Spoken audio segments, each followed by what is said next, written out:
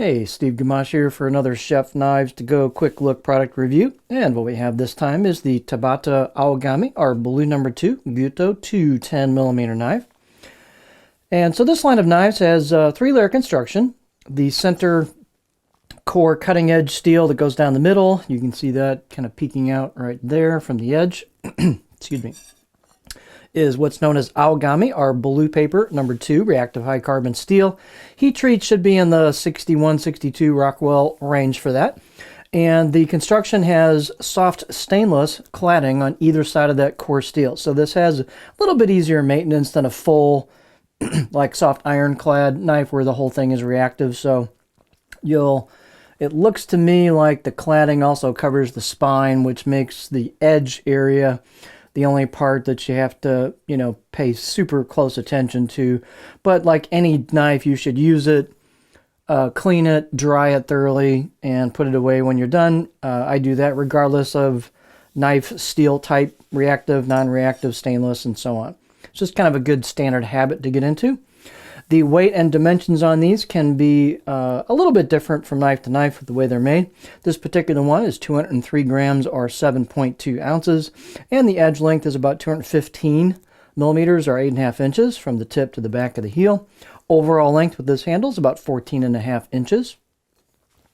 These knives are kind of stiff, thick, and burly, and so the blade, I got about a little under 3.5 millimeters thick at the spine, at the back, and then about halfway down it's still about 3.25, and you can see this doesn't really lose a lot of spine thickness, so maybe a little bit until you get to the grind. And it's pretty easy. This grind pretty much corresponds where that finish change occurs from the horizontal brushed kind of finish here to the what they call the blade road where it's ground down towards the edge. So this knife is very kind of muscular. It's got some weight to it. It is not a skinny mini laser or anything like that, but they do thin it out pretty nicely at the tip. Again, given how thick this thing is.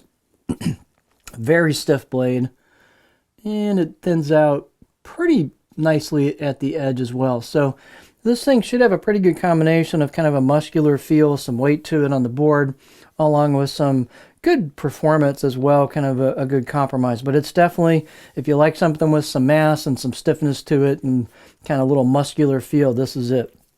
Blade height on this one's about 45 millimeters high. The neck is not particularly thick right there, and the handle, you've got room for your finger there with this oval handle, so there's plenty of room for a pinch grip there for your fingers as far as cutting board clearance goes. The handle is oval, ambidextrous, rosewood with a black packawood ferrule. Nice fit and finish on that handle. Looks good. Very comfortable. The balance point, it's going to be a little further forward just because the blade has got some mass to it, and this handle's not particularly heavy. So this is where your balance point is, and then pinch grip for me is a little bit behind that. So you'll have a little bit of a kind of a blade forward balance bias to it. So it's definitely got some like cutting power feel on the board. Again, the blade it's stiff, stout, muscular. Here's our beauty shot. Fit and finish is nicely done. You've got a brushed finish going with the knife longwise, and what that does for you is when you clean a knife and tend to, dry it and such, you go with the blade typically. So if you have any scratches, that they tend to go this way in the blade, so that helps hide the scratches. You've got the finish down here where the grind gets down to the edge, and then there's your core steel peeking out there from the cladding. You've got some embossed kanji on the right side of the blade as you'd be using it. And then here's the left side of the blade.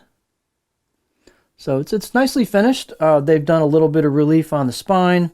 They've done some nice relief and polish on the choil into the neck as well. Out of the box edge, not super sharp. I gave it a 4 out of 10 on my scale, so it had kind of a quick edge on it. I went ahead and sharpened this one, and it sharpened up very, very nicely. Aogami steel, Aogami number 2, is just easy to sharpen and will get pretty much as sharp as you can make it in terms of your skill level, so it'll get extremely sharp. And it also holds an edge a little bit better than the Shitogami, the white paper steel. So it gives you a little bit better edge retention. Sharpening is still extremely easy compared to most steels as well. Let's see here. Let's do our cutting board profile.